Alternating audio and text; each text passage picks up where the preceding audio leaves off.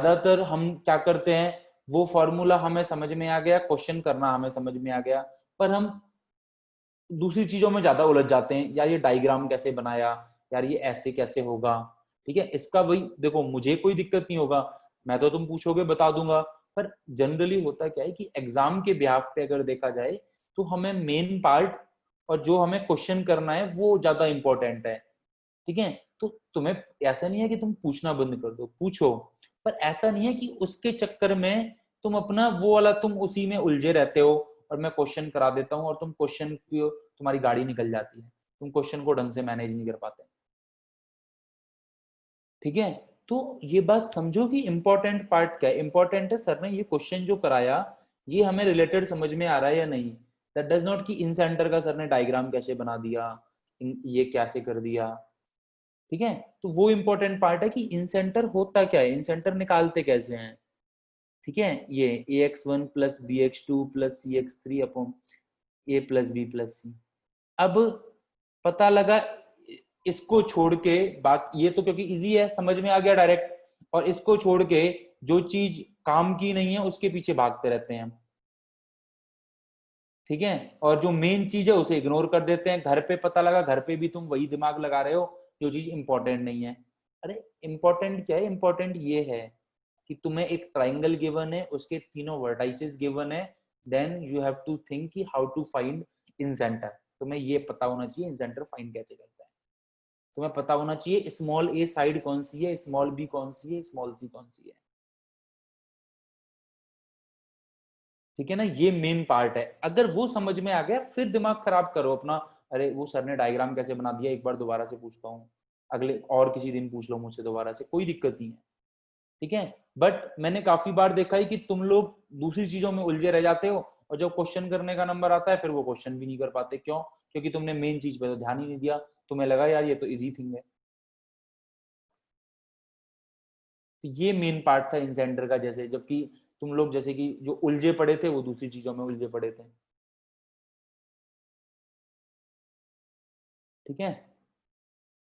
So let's see next, third हमारा x centres,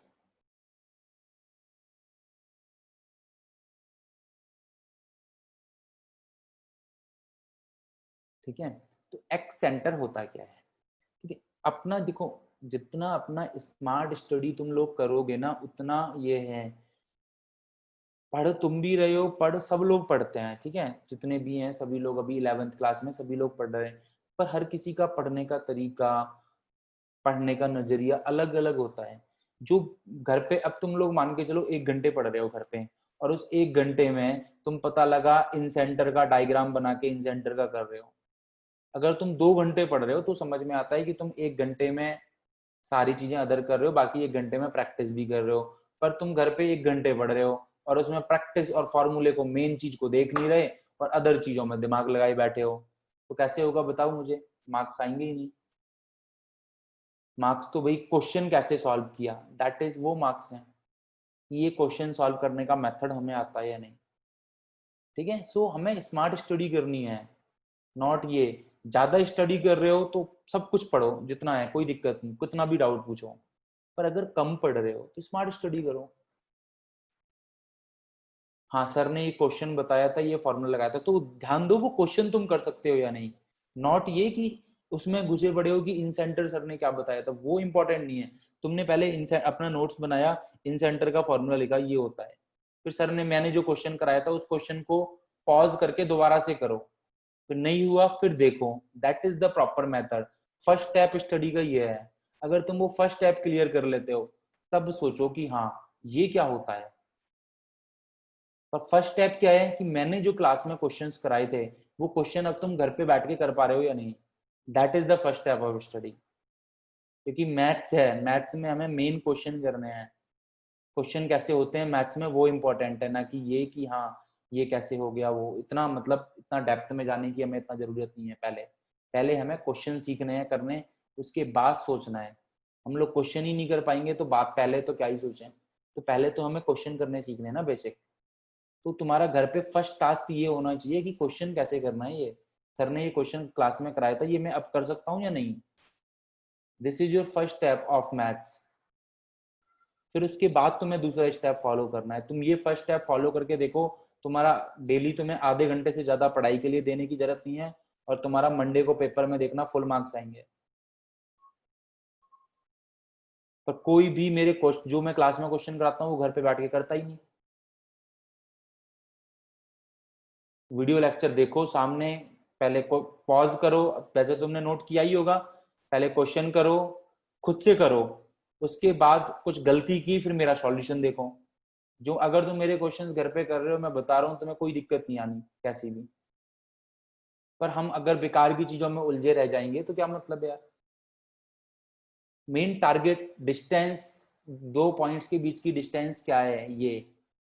अब दो पॉइंट्स के बीच की डिस्टेंस कैसे आई, सब वैसे मैंने बताया नहीं। सपोज करो अगर मैं बता देता, मान के चलो दो पॉइंट्स के बीच की डिस्टेंस कैसे आई, तो काफी लोग क्या है उसमें ज्यादा ध्यान देते कि दो पॉइंट्स के बीच की डिस्टेंस कैसे आई। बट इंपॉर्टेंट, पहला इंपॉर्टेंट क्या है, क्या आई। मैथ्स में पहले इंपॉर्टेंट हमें क्या है अभी। अगर तुम घर पे 4 घंटे पढ़ रहे हो तो मैं बोल सकता हूँ कि ये चीज भी इंपॉर्टेंट है कि कैसे आई। पर तुम घर पे आधे घंटे पढ़ रहे हो और उसमें भी ये पढ़ रहे हो कि कैसे आई, तो एप्लीकेशन कब करोगे भाई, क्या आई और कैसे यूज करेंगे वो कैसे करोगे तुम। अगर तुम 4 4 घंटे पढ़ने वाले हो तो मुझे कोई दिक्कत नहीं है, तुम कैसे भी देखो, क्या भी देखो, क्यों भी पूछो। बट हम पढ़ते आधे घंटा है और उसमें क्या करते हैं, क्या और क्यों। कैसे तो ये सॉरी कैसे और क्यों, क्या वाला जो है एप्लीकेशन वो तो करते ही नहीं कि डिस्टेंस क्या है और वो यूज कैसे करेंगे।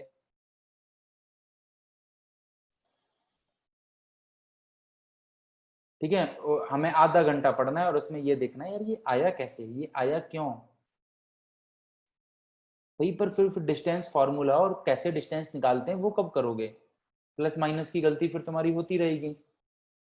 सो पहले फर्स्ट स्टेप क्लियर करो मैथ्स का कि जो क्लास में क्वेश्चन हो रहे हैं, जो क्लास में फॉर्मूलाज हैं, वो तुम लोग अप्लाई करना सीख पा रहे हो या नहीं। तुम्हें यही नहीं पता x1 y1 क्या है और a किसको लेना है, और तुम्हें इन सेंटर के बारे में पता है सब कुछ, मान के चलो इन सेंटर यार ये डायग्राम बनाते हैं और ऐसे ऐसे हो जाता है, ठीक है, और इसका प्रूफ ऐसे ऐसे करके ये आ जाता है। और तुम्हें मेन फॉर्मूला लास्ट का नहीं पता और ये नहीं पता x1 y1 किसको लगाना है, abc किसको लगाना है। अब क्वेश्चन में अप्लाई करना आता नहीं, बाकी इन सेंटर के बारे में कुछ भी पूछ लो सब पता है हमें, क्या मतलब है। ठीक है, इसलिए तुम लोगों के मार्क्स इतने कम आ रहे हैं। क्लास में तो जितने मैं क्वेश्चन जिस लेवल के कराता हूँ उससे तो कम ही लेवल के क्वेश्चंस आते हैं एग्जाम में। तुम लोग अगर घर पे अलग कुछ नहीं, मेरे नोट्स ही घर पे पढ़ लो बस, जो मैं क्वेश्चन करा रहा हूँ वो तुम बिना देखे खुद से कर लो सारे क्वेश्चन, तो तुम्हारे ना पेपर में दिक्कत आएगी ना आगे जाके NCERT JEE Mains JEE advanced किसी में दिक्कत नहीं आएगी। बट कोई ये भी काम नहीं करता। वीडियो लेक्चर सर कब डालोगे, अरे क्या वीडियो लेक्चर्स यार, क्यों वीडियो लेक्चर्स डिपेंडेंट क्यों बना रहे हो, अपने नोट्स बनाओ घर पे बैठ के। अभी मैं बता रहा हूँ एक्सेंटर क्या है, उसका फॉर्मूला क्या होता है, उसे कैसे अप्लाई करते हैं, क्वेश्चन लिख लो। वीडियो लेक्चर रेफरेंस के लिए कि बाई चांस कुछ मिस रह गया और कुछ नोट करने से तो कर लेंगे हम।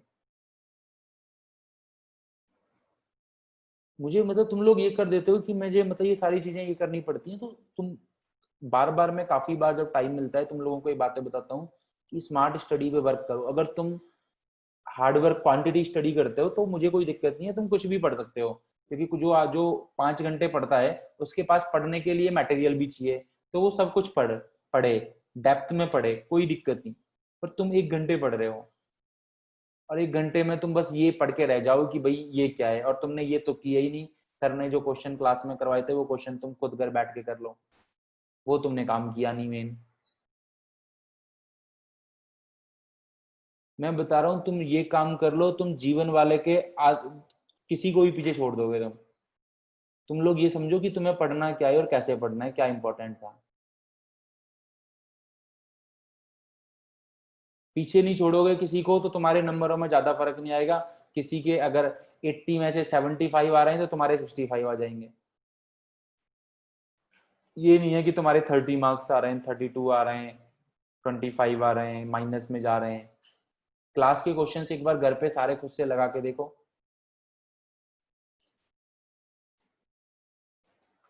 ओके तो मैं बार बार ये चीजें नहीं बताऊंगा, ठीक है। तुम लोगों को ही पता है कि मैं डायरेक्ट क्लास ही स्टार्ट करता हूँ और लास्ट तक पढ़ाता हूँ, तो तुम लोग समझ लो ये चीजें कि टाइम पे आना है, क्लास के नोट्स प्रॉपर फॉलो करने, क्वेश्चन तुम्हें खुद से करने आने चाहिए सारे। कल के क्वेश्चन दोबारा से करो, ये नहीं है कि हाँ भाई कल के क्वेश्चन कल कर लिए। जितना रिवीजन करोगे नोट्स को, जितने वो वाले क्वेश्चंस करोगे, क्वेश्चन वही पूछे जाते हैं। प्रैक्टिस बस हमारे उसके लिए है, पर मेन पार्ट हमारे नोट्स, रिवीजन और ये क्वेश्चंस है जो क्लास में होते हैं। Okay so let's start x centres. तो एक्स सेंटर क्या होता है किसी भी ट्राइंगल का, ठीक है। तो जैसे कि हमारे पास ये एक ट्राइंगल है, तो एक्स सेंटर जनरली होता क्या है, concurrency point of, concurrency point सभी को पता ही है, concurrency point of one internal angle bisector, एक internal angle bisector and two external angle bisector, two external angle bisector. तो देखते हैं, मतलब समझते हैं क्या बोला है। तो हमारे पास एक ट्राइंगल है जिसके 3 पॉइंट्स हैं ए बी सी, ठीक है। तो कॉन्करेंसी पॉइंट किसका बोला है, कोई एक इंटरनल एंगल बाइसेक्टर, तो ये वाला इंटरनल एंगल बाइसेक्टर ले लिया, ले लिया internal angle bisector and other two external angle bisector, बाकी के ये दोनों जो हैं एक्सटर्नल एंगल दोनों का यही होगा, ये वाला, ये दोनों का एक्सटर्नल एंगल होगा, ठीक है। तो बाकी के दोनों क्या है, एक्सटर्नल एंगल बाइसेक्टर। तो ये जो कॉन्करेंसी पॉइंट तीनों का मिलेगा, इसे हम क्या बोल देंगे, एक्स सेंटर। तो ये एक एक्स सेंटर मिलेगा। एक्चुअली हमारे पास 3 इंटरनल एंगल हैं, तो तीनों इंटरनल एंगल के लिए हमें 3 एक्स सेंटर्स मिलेंगे। तो ए इंटरनल एंगल जो है, इसके लिए हमें एक एक्स सेंटर मिल गया, दैट इज I1। इसको नाम दे देते हैं हम I1, कोई भी नाम दे दो, नाम तो बस कहने का है, तो I1। तो एक ट्राइंगल है एबीसी एक्स, जैसे कि इन सेंटर हमारा क्या होता है, तीनों इंटरनल एंगल बाइसेक्टर का। इन सेंटर क्या होता है, तीनों इंटरनल एंगल बाइसेक्टर का। एक्स सेंटर क्या होता है, बल्कि हमारे पास एक internal angle bisector. Angle bisector सभी को पता है, एंगल को 2 पार्ट्स में डिवाइड करना। तो एक इंटरनल एंगल बाइसेक्टर, बाकी के दोनों एक्सटर्नल एंगल बाइसेक्टर। अब एक्सटर्नल एंगल सभी को पता है, ये इंटरनल है और इस साइड का ये वाले एक्सटर्नल एंगल होते हैं, ठीक है। तो इन दोनों का बाइसेक्टर लिया एक्सटर्नल एंगल्स का, और यहाँ पे ये इंटरनल एंगल का बाइसेक्टर। तो ये एक्स सेंटर, नाम ही एक्स मतलब बाहर, ये हमें ट्राइंगल के बाहर की तरफ मिलता है, ठीक है। तो ये एक एक्स सेंटर हो जाएगा। ऐसे ही करके, ऐसे ही अगर हम देखेंगे तो ये हमारा ट्राइंगल हो गया, ठीक है, ए बी सी। तो अब बी का इंटरनल एंगल बाइसेक्टर ले लेता हूं मैं, ठीक है। यहाँ पे इसका एक्सटर्नल एंगल बाइसेक्टर, इसका ये, ठीक है, ये कुछ ऐसे। और यहाँ पे ये हो जाएगा इसका एक्सटर्नल एंगल बाइसेक्टर, इसको नाम दे देंगे हम I2। तो कुछ नहीं, सिंपल, ये देखो डायग्राम में कंफ्यूज तुम बनाओगे, तुम्हें बन जाएगा डायग्राम, डायग्राम में कंफ्यूज होने की जरूरत नहीं है। लगेगा तुम्हें अजीब सा, या क्या बना दिया सर ने, कुछ नहीं। एक इंटरनल एंगल को बाइसेक्ट किया है, 2 एक्सटर्नल एंगल को, अब कुछ भी बना दे चाहे। ये डेफिनेशन है मेन। सिमिलरली सी से अगर तुम देखो, सी से, ये सी, सी का इंटरनल एंगल बाइसेक्टर, ये गया तुम्हारा यहाँ पे, ये इधर, इसका एक्सटर्नल एंगल बाइसेक्टर ये हो गया, और ये हो जाएगा तुम्हारे पास इसका एक्सटर्नल एंगल बाइसेक्टर ये, तो ये मिल जाएगा हमें I3, ठीक है। अब कोई दिमाग लगाएगा यार डायग्राम ये कैसे बना दिया, तुम भी बना सकते हो। एक ट्राइंगल लो, किसी भी एंगल का इंटरनल एंगल बाइसेक्टर उठाओ, बाहर वालों को अच्छे से बना के एक्सटर्नल एंगल बाइसेक्टर बनाओ, और तीनों हमेशा मीट करेंगे ही करेंगे। ये बात फैक्ट है। That's it. तो 3 एंगल बाइसेक्टर मिलेंगे हमें, I1, I2, I3। ठीक है, तो ये तो हो गया एंगल बाइसेक्टर एक्सेंटर क्या होता है। ओके, नेक्स्ट अब एक्सेंटर फाइंड कैसे करते हैं। ठीक है, तो एक्सेंटर फाइंड कैसे करते हैं, तो देखो ये तुम्हें पता है, ये वाली साइड है तुम्हारी स्मॉल ए, ये वाली साइड है तुम्हारी स्मॉल बी, ये वाली साइड है तुम्हारी स्मॉल सी। राइट ना, ये बात सभी को पता है, इन सेंटर में हमने पढ़ा था, तो सभी को ये याद है। अभी हम डिस्कस कर चुके हैं कि इन सेंटर के कोऑर्डिनेट्स क्या आते हैं, that is ax1 plus bx2 plus cx3 upon a plus b plus c and ay1 plus by2। ये तो कुछ नहीं कर रहे हैं बच्चों, करना क्या है बस कि जिस साइड के सामने वाला एक्स सेंटर तुम निकाल रहे हो, ये फॉर्मूला याद करने की ट्रिक है, ऐसा कुछ नहीं है कि ऐसा करते क्यों है, वो याद करने की ट्रिक बता रहा हूँ, बाकी मेथड तो प्रूफ करने का अलग ही है जो हमारा इंपॉर्टेंट नहीं है। बस याद करने की ट्रिक है क्या, कि हमें I1 बताना है, तो हम A के सामने वाली साइड का I1 है, तो करना क्या है, I में जिस सामने वाली साइड का तुम एक्स सेंटर निकाल रहे हो उसे नेगेटिव कर दो बस। तो हम A के सामने वाली साइड का एक्स सेंटर अगर मैं निकाल रहा हूं, तो इन सेंटर वाले फॉर्मूले में मैं उसे नेगेटिव कर दूंगा, दैट्स इट। कोई और ज्यादा हमें पूरा फॉर्मूला याद रखने की जरूरत नहीं है। तो मैंने I1 को कैसे याद रखा है, या कोई भी एक्स सेंटर को कैसे याद रख रखा है, कि जिस साइड के सामने है इन सेंटर के फॉर्मूले में उसी का नेगेटिव बना दो, इन सेंटर के फॉर्मूले में उसी का नेगेटिव बना दो। लेट्स सी, तो ये हो जाएगा minus ax1 plus bx2 plus cx3 upon minus a plus b plus c comma minus ay1 plus by2 plus cy3 upon minus a plus b plus c। Simple, क्या किया, इन centre के फॉर्मूले में जिस भी साइड का लेना था उसे नेगेटिव बना दिया। अब यहाँ पे तुम देखो I2 क्या है हमारा, I2 B साइड के सामने है, I2 स्मॉल b, तो I2 के लिए तुम्हें कुछ भी नहीं करना, इसी वाले फॉर्मूले में, सॉरी इसी वाले में नहीं, I वाले फॉर्मूले में B को नेगेटिव बनाना है। ax1 minus bx2 plus cx3 upon a minus b plus c comma ay1 minus by2 plus cy3 upon a minus b plus c। Simple. I3 के लिए, I3 किसके सामने है, C के सामने, स्मॉल c के सामने। तो क्या करना है, इन सेंटर के फॉर्मूले में सिंपल है, देखो तुम एक बार ये चीजें बस दिमाग में ये चीज दौड़ाओ अपने, I1 कैसे निकालेंगे, I2 कैसे, I3 कैसे। I1 कैसे, A के सामने है तो A को नेगेटिव, B के सामने B को नेगेटिव, C को सामने C को नेगेटिव। पूरा याद रखने की जरूरत है ही नहीं है। तो ax1 plus bx2 minus cx3 upon a plus b minus c comma ay1 plus by2 minus cy3 upon a plus b minus. Simple concept एकदम। तो बस इतना सा हमें दिमाग में रखना है कि एक्स सेंटर ऐसे निकलते हैं सर। ठीक है, सो लेट्स सी क्वेश्चंस, जिसको डाउट्स हो इस कंसेप्ट में, ठीक है, तो हम लास्ट में डिस्कस कर लेंगे। तो मेन तुम लोगों को क्वेश्चन पे अटैक करना है और क्वेश्चन सीखना है कैसे करना है। ठीक है, तो मैं तुम्हें एक 0 0 30 0 4, ये किसी ट्राइंगल के 3 वर्टाइसेस हैं। ठीक है, और तुम्हें इस ट्राइंगल का क्या क्या फाइंड करना है, इन सेंटर फाइंड करना है और तीनों एक्स सेंटर्स फाइंड करने हैं। इन सेंटर फाइंड करना है I एंड 3 एक्स सेंटर्स।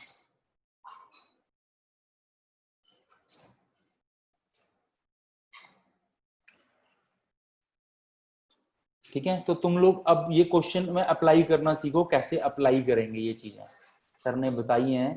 तो हमें 3 वर्टाइसेस गिवन है, अब हम अप्लाई कैसे करेंगे वो तुम्हें अब सीखना है।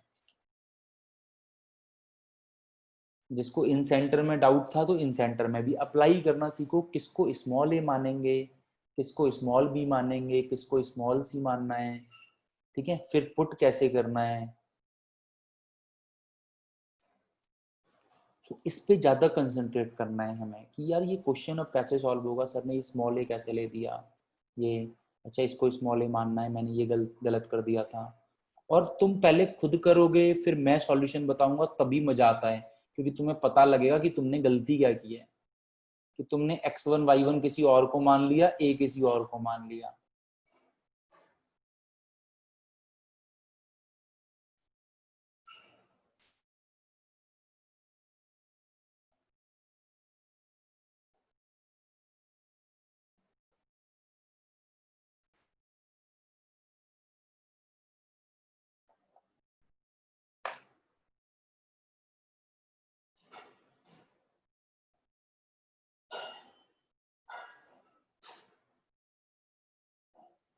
हाँ तीनों फाइंड करने हैं।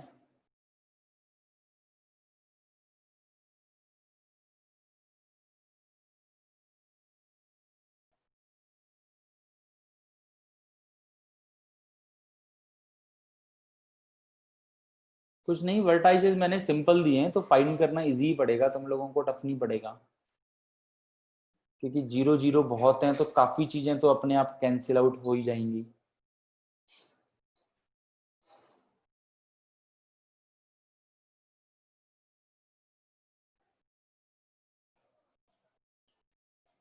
बिल्कुल ठीक है जतिन बेटा।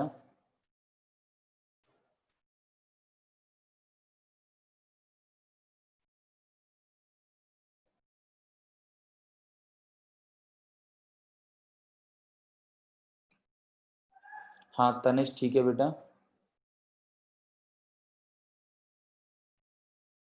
तो क्वेश्चंस पे कंसंट्रेट करो। हाँ जिसनदीप ठीक है।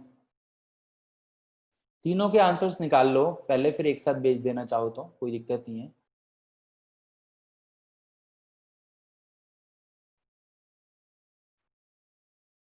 Let's see, in x centres का मुझे पता नहीं, इन सेंटर का तो मुझे पता है, तो एक्स सेंटर क्रॉस चेक कर लेंगे हम लोग।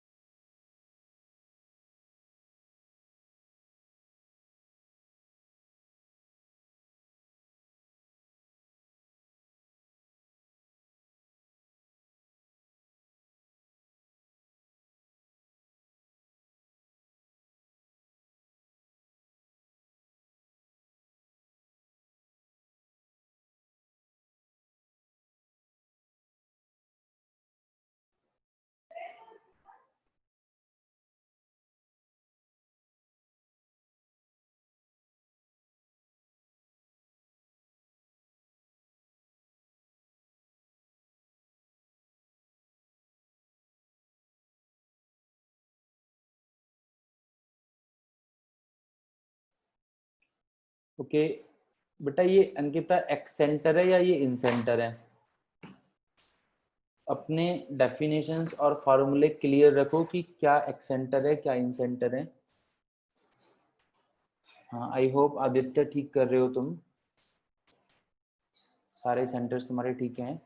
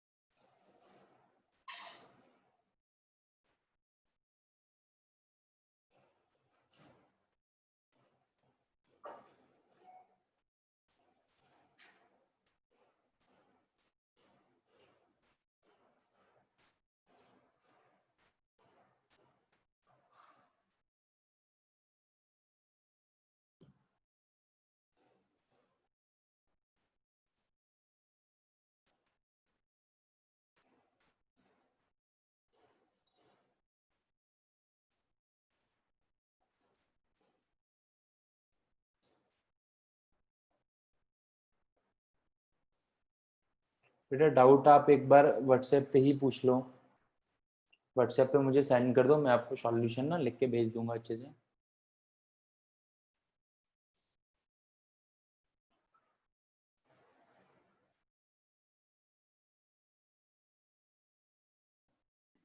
Good morning sir. Good morning. हाँ बेटा बोलो। सर लास्ट टाइम ना ऐसा हुआ था, वो ना लास्ट रात को क्वेश्चन पूछा था चंद्रशेखर ने। हाँ हाँ। तो सर वो ना समझ नहीं आया था, तो दो तीन बंदों का डाउट है सर इस J2 में। कौन सा वाला, ये वाला? सर मैंने आपको पिक्चर शेयर की है। हाँ तो अच्छा, ये किस पे शेयर किया था? सर ये चंद्रशेखर ने डाला था ग्रुप में। किस वाले ग्रुप में? अच्छा, व्हाट्सएप ग्रुप कोई अलग बना हुआ है? नहीं सर, वो ना ग्रुप कल अलग बना लिया था ना हमने। वो सर डांट रहे थे, कह रहे थे कि तुम इधर मैथ्स और फिजिक्स का मत पूछा करो। अच्छा, मैथ्स और फिजिक्स के डाउट डिस्कस कर लिया करो आपस में ही। तो सर वो सबने ग्रुप बना लिया था नया पोटेंशियल वाला, बस उसमें स्टूडेंट्स नहीं है, तो उसमें ये डाउट पूछा था। अच्छा अच्छा अच्छा अच्छा, ठीक है ठीक है। तो मैं ये भेज देता हूँ तुमको, ठीक है। Yes sir. पर ये तो आई गेस तुमने तो क्वाड्रेटिक पढ़ाई नहीं हुआ ना। अच्छा, ये जीपी का डाउट है। Yes sir. सर वो ठीक है। रात को ना वो जीरो वाला कंसेप्ट समझ नहीं आया था कि इधर जीरो क्यों लिया फोर्थ स्टेप पे। Okay okay, let's see. I will send him, ठीक है। Yes sir. ओके, देख लेते हैं बेटा। ठीक है। तो ट्राइंगल देखो, पहली बात तो मैं कोई भी, किसी को भी तुम कोई भी वर्टाइसेस ले सकते हो, तुम्हारी मर्जी है। तो मैं एक को मान लेता हूँ 0,0, किसी को तुम कुछ भी मान सकते हो, तुम्हारी चॉइस है। बी को 3,0, सी को 0,4। ठीक है। तो ए मतलब ये x1 y1, बी मतलब x2 y2, सी मतलब x3 y3। अच्छे से रखना है ये तुम्हारे दिमाग में। ये स्मॉल ए साइड, ये स्मॉल बी साइड, ये स्मॉल सी साइड। तो स्मॉल बी साइड की लेंथ सभी ने निकाली होगी, देखा होगा 4 आ रही है। हो सकता है किसी का स्मॉल ए, किसी का स्मॉल बी, किसी का स्मॉल सी अलग अलग हो सकता है, पर वर्टेक्स के सामने वाला सेम ही रहेगा। 0 0 के सामने वाली साइड सभी की 5 भी आ रही होगी। 3 0 के सामने वाली साइड 4 आनी चाहिए, और 0 4 के सामने वाली साइड हमारी क्या आ जाएगी, 3। तो ये तो साइड जो लेंथ मैंने निकाली है डिस्टेंस फॉर्मूले से निकाली है, ये तो कोई बड़ी बात है नहीं। ठीक है। तो पर ये ध्यान रखो, हो सकता है किसी का ए अलग आ रहा हो, उसका अलग क्यों आएगा, क्योंकि हो सकता है उसने ए बी सी अलग लेना स्टार्ट किया हो। ठीक है। तो तुम्हारी मर्जी है, पर तुम चेक कर लेना तुम्हारा 0 0 के सामने वाली साइड 5 भी रही होगी। अगर 0 0 हम बी को मान लेते तो हमारा ये 5 हो जाता। इससे हमारे किसी पे कोई फर्क नहीं पड़ेगा अगर हम ए किसी को मानता हूँ, बी किसी को मानता हूँ, सी किसी को मानता हूँ, पर अकॉर्डिंगली मानना है। ठीक है। अब फॉर्मूले में उसी के अकॉर्डिंग पुट करना है। स्मॉल ए के सामने वाली साइड x1, सामने वाला वर्टेक्स ये x1 y1 रहना जरूरी है, तभी हमारा सही आएगा। स्मॉल ए के सामने x1 y1, वेदर अब स्मॉल ए कौन सी है वो तुम जानो। ठीक है। अब इन सेंटर क्या हो जाएगा, इन सेंटर तो चलो यहीं पे कर लेते हैं। तो 5 × 0 प्लस 4 × 3 प्लस, ठीक है, 3 × 0 upon 3 + 4 + 5, ax1 plus bx2 plus cx3 upon a plus b plus c, ay1 plus by2 plus cy3 upon a plus b plus c। 5 + 4 + 3 कर देता हूं, तो सभी को दिख रहा है ऊपर हो जाएगा 12 और नीचे भी 12, और इस वाले केस में भी 12/12। तो दोनों बार सभी लोग अगर देखोगे तो 12/12, 12/12। तो आई की वैल्यू हमारी क्या आ रही है, इन सेंटर हमारा क्या आ रहा है, 1,1। तो देखो कोई दिक्कत, राइट ना। अब I1 देखो, क्वेश्चन तुमसे यहाँ पे तो मैंने 3 x सेंटर्स पूछ लिए, पर तुमसे क्वेश्चन ऐसे आ सकता है कि find the x centre opposite to side BC। Find the x centre opposite to side BC, BC side के अपोजिट वाला x सेंटर। मतलब तुम्हें यहाँ I1 फाइंड करना है एक तरीके से। या अगर हम A को इंटरनल एंगल बाइसेक्ट करते हैं तो एक्स सेंटर क्या होगा, तो तुम्हें अच्छे से जज करना है कौन सा एक्स सेंटर पूछ रहा है। फॉर्मूला नहीं कि I1 I2 I3, I1 I2 I3 बस हमारा समझने के लिए रिप्रेजेंटेशन है। तो हमें अब हम फाइंड कर रहे हैं I1, I1 क्या है, A के सामने वाला, I1 क्या है, A के सामने वाला। तो उसके लिए क्या करेंगे, हम A को नेगेटिव बनाएंगे। तो यहाँ पे जो हमारा -5 है उसकी जगह पे हम दोनों बार क्या पुट कर देते हैं, -5। तो मैं क्या पुट करता हूँ, -5। ठीक है, क्या पुट करूंगा इसमें, चलो मैं पूरा नहीं सॉल्व करता, I1 में 5 की जगह पे क्या पुट करूंगा, -5।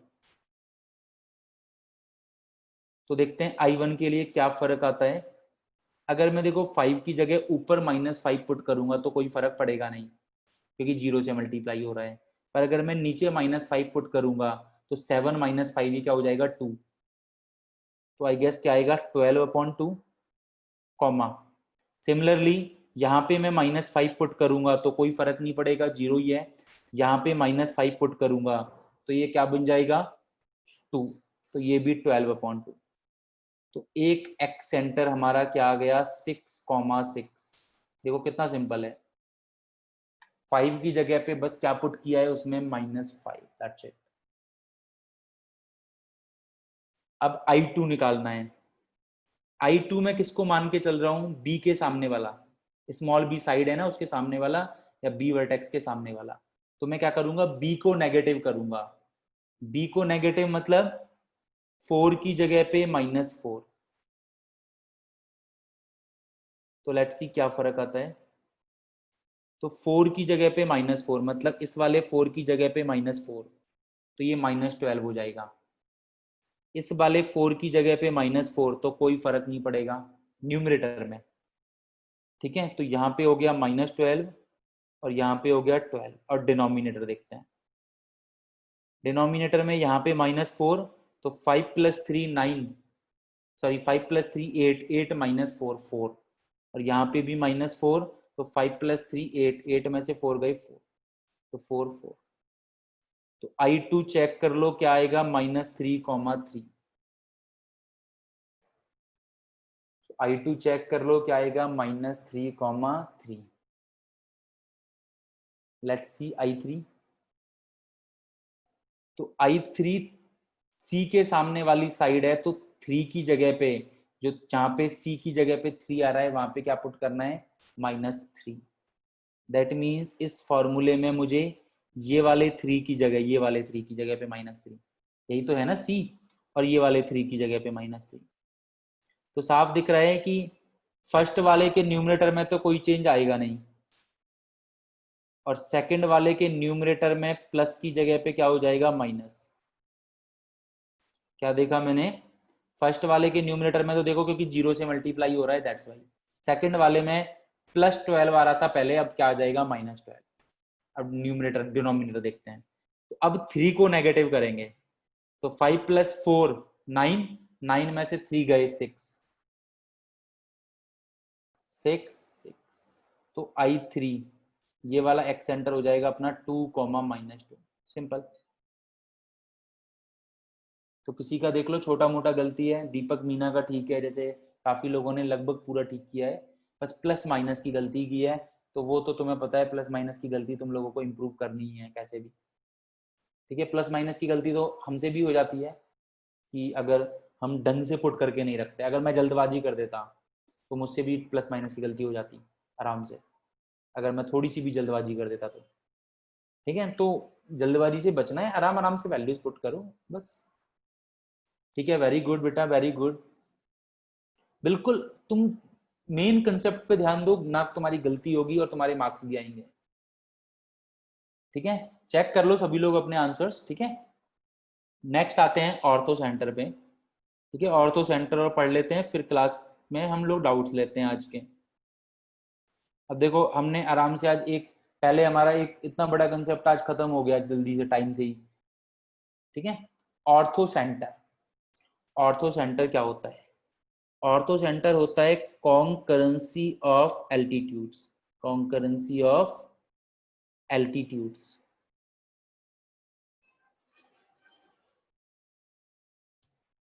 ठीक है। एल्टीट्यूड सभी को थोड़ा बहुत याद आ रहा होगा, एल्टीट्यूड क्या होता है, तो ये अपना ट्राइंगल है एबीसी। एल्टीट्यूड क्या होता है, किसी भी वर्टेक्स से सामने वाली अपोजिट वाली साइड पे जो हम परपेंडिकुलर ड्रॉ करते हैं। मेरे डायग्राम थोड़े से ट्राइंगल के ऐसे बन रहे हैं कि हो सकता है तुम्हें मीडियन लग जाए ये, ठीक है, पर डेफिनेशन वही है, मीडियन वगैरह कुछ नहीं, ठीक है। एल्टीट्यूड्स, ठीक है, तो सामने वाली साइड पे जो हम परपेंडिकुलर ड्रॉ कर रहे हैं, ठीक है। तो ऐसे ही इस वाली साइड पे परपेंडिकुलर ड्रॉ किया, ऐसे ही इस वाली साइड पे परपेंडिकुलर ड्रॉ किया। तो अब जो इनका मीटिंग पॉइंट आएगा, उस मीटिंग पॉइंट को हम क्या बोल देंगे, ऑर्थो सेंटर, जिसे जनरली हम किससे रिप्रेजेंट करते हैं, कैपिटल एच से, ठीक है। इसमें अब कोई ऐसा कंफ्यूजन तो है नहीं, सिंपल एल्टीट्यूड्स बनाए हमने। और तुम्हें देखो, अगर तुम्हें लग रहा है ना कि यार कैसे मिल गए, तो तुम कभी ट्राइंगल बनाना घर पे, और फिर ये करना, तुम्हें अपने आप फील आएगा, अरे हाँ ये एक पॉइंट पे मीट हो, ठीक है। अब ये तो बात हो गई, अब ऑर्थो सेंटर निकालते कैसे हैं, ठीक है। तो ऑर्थो सेंटर जनरली क्या है कि ऑर्थो सेंटर का एक गंदा सा फॉर्मूला होता है जो कोई काम का नहीं होता, तो हम उस फॉर्मूले को देख ही नहीं रहे यहाँ पे, क्यों, क्योंकि वो फॉर्मूला हमें अप्लाई नहीं करना, ठीक है। ऑर्थो सेंटर का एक मेथड होता है जो हम डिस्कस करेंगे 3-4 लेक्चर के बाद, जब हम स्ट्रेट लाइन पढ़ लेते हैं, वहां पे हम सीखते हैं एल्टीट्यूड कैसे निकालते हैं, तब वहां पे हम पढ़ते हैं ऑर्थो सेंटर कैसे निकालते हैं, ठीक है। तो ऑर्थो सेंटर में कोई टेंशन की बात नहीं, पर तुम्हें पता होना चाहिए, वहां पे मैंने जस्ट बता दिया कि इसका ऑर्थो सेंटर निकालो, तो तुम्हें ये तो पता होना चाहिए ऑर्थो सेंटर होता है क्या है, ठीक है। अब पर एक ट्रिक है ऑर्थो सेंटर की, जैसे प्रॉपर्टी बोल दो या कुछ भी बोल दो, कि अगर हमारा ट्राइंगल राइट एंगल ट्राइंगल है, अगर तुम पता लगा लेते हो कि तुम्हारा ट्राइंगल कैसा है, राइट एंगल ट्राइंगल, जो तुम कैसे पता लगाओगे, पाइथागोरस ट्रिपलेट से। अगर तुमने तीनों साइड लेंथ पता कर ली और तुमने पता किया कि यार ये तो पाइथागोरस ट्रिपलेट है, पाइथागोरस ट्रिपलेट है, दैट मींस ये राइट एंगल ट्राइंगल है, करेक्ट। तो अगर ये राइट एंगल ट्राइंगल है बेटा, तो राइट एंगल ट्राइंगल में ये जो राइट वाला वर्टेक्स होता है, इसे बोलते हैं ना राइट वर्टेक्स 90 वाला, यही ऑर्थो सेंटर होगा। तो काफी बार जब ऑर्थो सेंटर पूछता है, तो 90% केस बता रहा हूं मैं, 90% केस में राइट एंगल ट्राइंगल होता है। तो अगर बाद वाला मेथड भी जब मैं तुम्हें बताऊंगा जनरल, तब भी तुम्हें करना क्या है, पहले चेक करना है कि ये राइट एंगल ट्राइंगल तो नहीं है, क्योंकि 90% केस में तुम्हें राइट एंगल ट्राइंगल मिलता है। और राइट एंगल ट्राइंगल में तुम क्या बता सकते हो कि ये जो तुम्हारा राइट वाला वर्टेक्स है, वही क्या हो जाएगा, ऑर्थो सेंटर, डायरेक्ट तुम लिख सकते हो।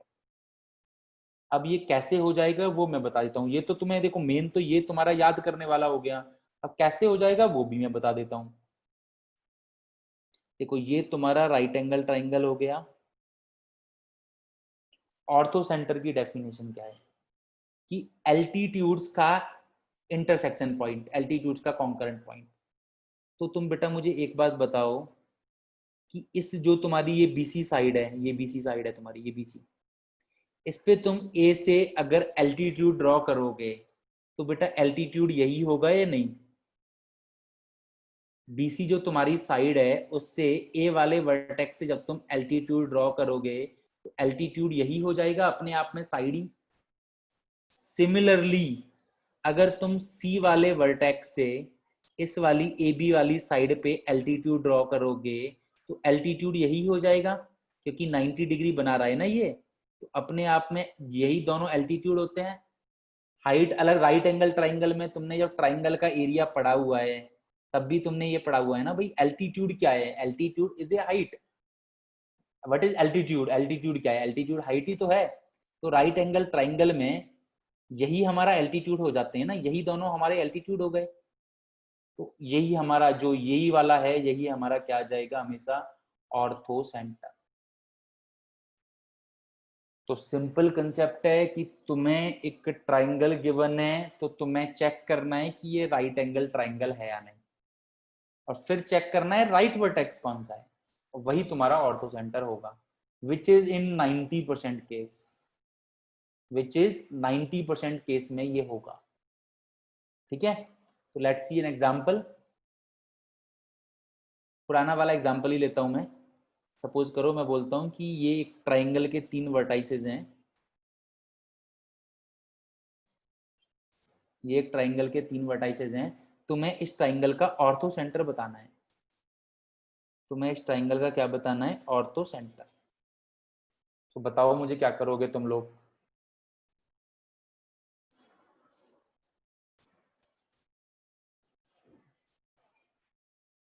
अभी हमने जो पढ़ा है केवल वही अप्लाई करना है।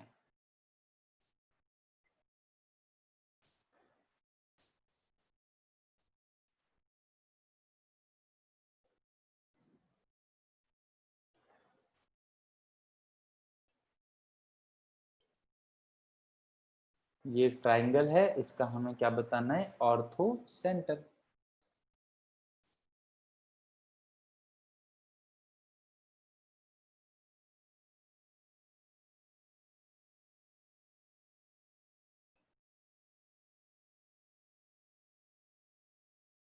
बिल्कुल ठीक है जसनप्रीत, दीपक, ठीक है।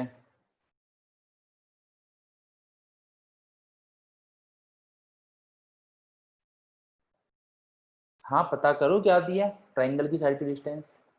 नहीं आदित्य, गलत है बेटा। हाइपोटीनियस के सामने वाला वर्टेक्स होता है राइट वर्टेक्स। ठीक है, ये सब चीजें बहुत पहले से पढ़ते आ रहे हो, इन चीजों में गलत पता लगा तुम लोग किसी और कोई राइट वर्टेक्स मान रहे हो। जो हाइपोटीनियस आएगी उसके सामने वाला जो वर्टेक्स होगा वो होता है हमारा राइट वर्टेक्स, 90 डिग्री वाला वर्टेक्स।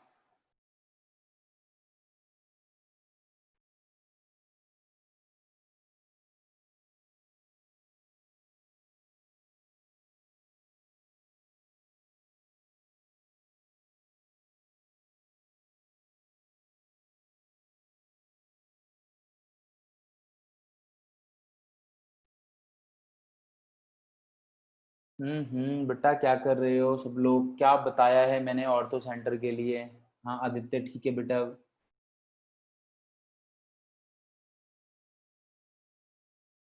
मैंने ऑर्थो सेंटर में कोई फॉर्मूला बताया है अभी? क्या बताया है मैंने ऑर्थो सेंटर के लिए? ठीक है, सभी लोग सुनो, कोई दिक्कत नहीं। बाकी हम कल क्वेश्चंस कर भी लेंगे, कोई दिक्कत नहीं।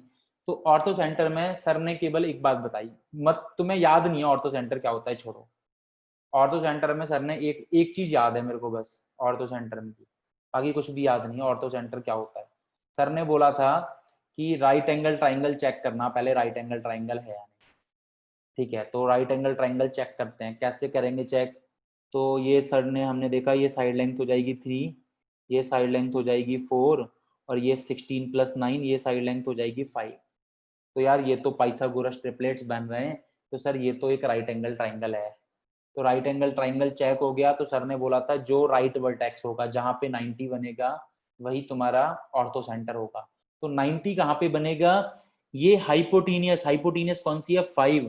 तो इसका जो अपोजिट वाला वर्टेक्स है 90 यहाँ पे बनेगा। So this is your ortho centre. So our ortho centre is 0,0। 90% question मैं कर लूंगा, मुझे ये भी नहीं पता अगर ऑर्थो सेंटर होता क्या है, पर अगर मुझे ये पता है तो मैं 90% क्वेश्चन ऑर्थो सेंटर के सॉल्व कर लूंगा। भी तो मैं बोल रहा हूँ मेन पार्ट तो हमें पता ही होना चाहिए, अगर छोटा मोटा पार्ट नहीं भी पता तो भी काम चल जाता है, पर जो मेन है वो हमें पता होना चाहिए क्वेश्चन सर ने कैसे पूछा था। ठीक है, तो आई गेस ये वाला क्वेश्चन सभी को समझ में आ गया होगा। ठीक है, हमने पहले चेक किया है राइट एंगल ट्राइंगल कैसे, डिस्टेंस से, पाइथागोरस ट्रिपलेट्स। अब डिस्टेंस निकालना यार, मैं ऑब्वियसली तुम लोगों को कंसेप्चुअल क्वेश्चन पूछ रहा हूँ, डिस्टेंस निकालने में मेहनत तो है नहीं कुछ, 0 0 0 0 टाइप के तो हैं ही सारे। ठीक है, ओके। तो अभी किसी को कोई डाउट है आज की क्लास से, या अगर कुछ और बात पूछनी है तो वो रुक सकता है, बाकी लोग जा सकते हो। Bye bye, take care all of you. ठीक है, कल सभी लोग टाइम से आना, जो भी है याद रखना ये बात। हाँ बोलो बेटा सर सौरभ। सर ये बताना फिर से थोड़ा थोड़ा सा। ये वाला, हाँ देखो, तो मैंने क्वेश्चन क्या पूछा है कि तुम्हारे पास 3 वर्टाइसेस गिवन है ट्राइंगल के, और तुम्हें फाइंड करना है ऑर्थो सेंटर। ठीक है ना। Yes sir. अब भाई क्या बताया था मैंने, याद करो। ऑर्थो सेंटर में तुम जाओगे बैक में, तो सर ने बताया था कि कुछ भी हो पहले चेक करना है कि राइट एंगल ट्राइंगल है या नहीं। ठीक है, यस सर। तो राइट एंगल ट्राइंगल कैसे चेक करते हैं? पाइथागोरस ट्रिपलेट, मतलब ए बी स्क्वायर, दो साइड के स्क्वायर का सम अगर तीसरी साइड के स्क्वायर के इक्वल हो जाए, so that is right angle triangle. Am I yes correct? Yes sir. ठीक है, तो मैंने पहले तीनों साइड लेंथ निकाली, फिर मैंने देखा हाँ यार 3 का स्क्वायर प्लस 4 का square is equal to 5 square हो रहा है। दैट मीन्स ये कैसा ट्राइंगल है? राइट एंगल ट्राइंगल, करेक्ट ना। Yes sir. अब फिर याद करो कि फिर मैंने बताया था कि अगर राइट एंगल ट्राइंगल है तो जहां पे 90 एंगल बन रहा है वही तुम्हारा क्या हो जाएगा? ऑर्थो सेंटर, राइट ना। सर ये कैसे पता लगा 90 डिग्री ऊपर बन रहा है? हाँ बेटा, यही तो मैं बोल रहा हूँ, जो हाइपोटीनियस के सामने वाली साइड होती है, हाइपोटीनियस के सामने वाला जो वर्टेक्स होता है, हाइपोटीनियस हमारी ये है, तो जो हाइपोटीनियस के सामने वाला वर्टेक्स होता है वही एंगल 90 डिग्री होता है। ओके करेक्ट ना, डायग्राम को देखोगे तो पता लगेगा तुम्हें। ठीक है, ओके। ओके। और सौरभ बेटा कल अपनी एक आईडी ले लेना एक बार। ठीक है, तो आईडी से परसिमरत कौर एंड सौरभ, तो बेटा अपनी आईडी से आप एंट्री करो। हाँ, एक्स सेंटर एक बार ब्रीफ रिपीट कर देता हूँ बिल्कुल।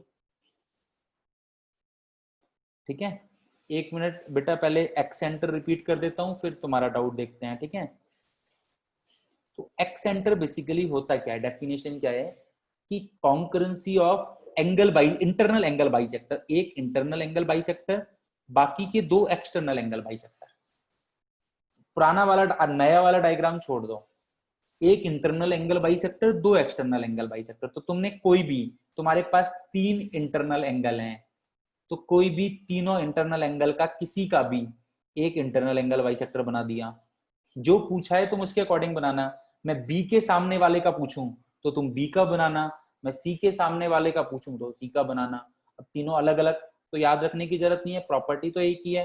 तो मैंने ए का इंटरनल एंगल बाइसेक्टर बनाया, बाकी के दोनों जो एक्सटर्नल, तुम्हें पता है ये इंटरनल एंगल होता है, ये एक्सटर्नल एंगल होता है ट्राइंगल में, तो उस एक्सटर्नल एंगल का एंगल बाइसेक्टर लिया। ये जहां पे इंटरसेक्ट करता है उसे ही हम क्या बोलते हैं? X centre. तो घर पे तुम ड्रॉ करोगे, ठीक है, ये तो देखो क्लास में क्या है, ये तो तुम्हें हाउ बुलाऊ अब समझ में आएगा नहीं क्या है, पर तुम घर पे ड्रॉ करना एक इंटरनल एंगल का, बाकी के दोनों एक्सटर्नल एंगल का अपने आप। चाहो तो कंपास की हेल्प से या प्रोटेक्टर की हेल्प से एंगल बाइसेक्टर बना के देखना प्रॉपर, तो तुम्हें और ज्यादा नॉलेज मिलेगी कि हाँ ऐसे बाइसेक्ट कर, ऐसे मिलते हैं यहाँ पे। चाहो तो प्रॉपर बनाना, तुम लोगों को आती होगी, ज्योमेट्री तुमने पढ़ी है, प्रॉपर एंगल बाइसेक्टर बनाना लाइन से ट्राइंगल लेके, तो तुम्हें और ज्यादा डीप, अगर तुम डीप नॉलेज मिल जाएगी। ठीक है, अब फाइंड कैसे करना है? फाइंड कैसे करना है? वो ऐसे फाइंड करना है कि जिस साइड के सामने वाला एक्स सेंटर तुम फाइंड कर रहे हो, इन सेंटर वाले फॉर्मूले में उसे ही नेगेटिव लेना है। जिस साइड का सामने वाला तुम फाइंड कर रहे हो उस साइड उसे इन सेंटर में नेगेटिव लेना है, दैट्स इट। एक्स सेंटर में इतना ये मेन है, जिस साइड का सामने वाला एक्स सेंटर फाइंड कर रहे हो इन सेंटर में उसे नेगेटिव लेना है। So you can see I1 I2 I3। ठीक है, एक बार घर पे दोबारा से लिखना, देन तुम्हें पता लग जाएगा। तुम जैसे कि बाद के बफर टाइम में ना कल का डाउट भी पूछ सकते हो। मान के चलो तुमने घर पे पढ़ा, फिर तुम्हें डाउट आया, फिर पूछ लो सर आपने जो कल पढ़ाया था एक बार वो बताना, मैंने घर पे पढ़ा था तो डाउट आया था। यू कैन आस्क, कोई दिक्कत नहीं। पर हम घर पे पढ़ेंगे तो और बेटर। हाँ बेटा अंकिता बोलो आप। सर हाँ हाँ, सर जो आपने नया डायग्राम बनाया वो वापस बनाकर दिखा दो। एक्स सेंटर वाला, ये वाला सर यस। बेटा, this is sir nothing. Yes. हाँ हाँ ठीक है, दिस इज नथिंग। क्या है ये कि तुम्हारा ये अभी मैंने यही बोला है कि इन चीजों के पीछे मत बढ़ो। सिंपल तुम्हारा कंसेप्ट क्या है कि एक्स सेंटर होता क्या है, एक इंटरनल एंगल का एंगल बाइसेक्टर। तो कोई भी इंटरनल एंगल ले लो व्हाटएवर, ये इंटरनल एंगल का एंगल बाइसेक्टर, ठीक है। बाकी के दो एक्सटर्नल एंगल, एक्सटर्नल एंगल कैसे बनाते हैं, दोनों साइड को आगे बढ़ा दो, तो ये वाला तुम्हारा एक्सटर्नल एंगल हो गया। अब इसे एंगल बाइसेक्ट मतलब बीच में से एक लाइन जाएगी इस तरह से यहाँ पे। अब इन दोनों को आगे बढ़ाया तो ये एक्स, ये वाला हमें मिला। अब इसका एंगल बाइसेक्टर ये, तो ये तुम्हारा हो गया इस वाली साइड के सामने वाला एंगल बाइसेक्टर। अब उसको अलग में कर लो, मैंने एक में ही कर दिया। वो डायग्राम इज नॉट की वो डायग्राम तुम्हें बनाने के लिए पूछा जाएगा, अलग में उसको समझ लो क्या दिक्कत है। तो ये सी के सामने वाला इंटरनल एंगल बाइसेक्टर, फिर इन दोनों को मैंने आगे बढ़ाया तो इसका एक्सटर्नल एंगल बाइसेक्टर, फिर मैंने इन दोनों को आगे बढ़ाया, इसका एक्सटर्नल एंगल बाइसेक्टर। तो ये हो गया तुम्हारा I3। तीनों को अलग अलग ड्रॉ कर लो, कौन सी दिक्कत हो गई, कोई बड़ी बात नहीं। मैंने तो एक में, काफी बार तो मैं तीनों को ही एक में ड्रॉ कर देता हूँ, I को भी, I1 को भी, I2 को भी, I3 को भी। तो देखने में टफ लगेगा, पर जो कंसेप्ट है, कंसेप्ट क्या है, एक इंटरनल एंगल बाइसेक्टर और बाकी दो एक्सटर्नल एंगल बाइसेक्टर। तो तुम तीनों एक्सेंटर को एक साथ बना सकते हो, कोई बड़ी बात नहीं है, ठीक है ना। तो एनीवन और किसी को कोई डाउट?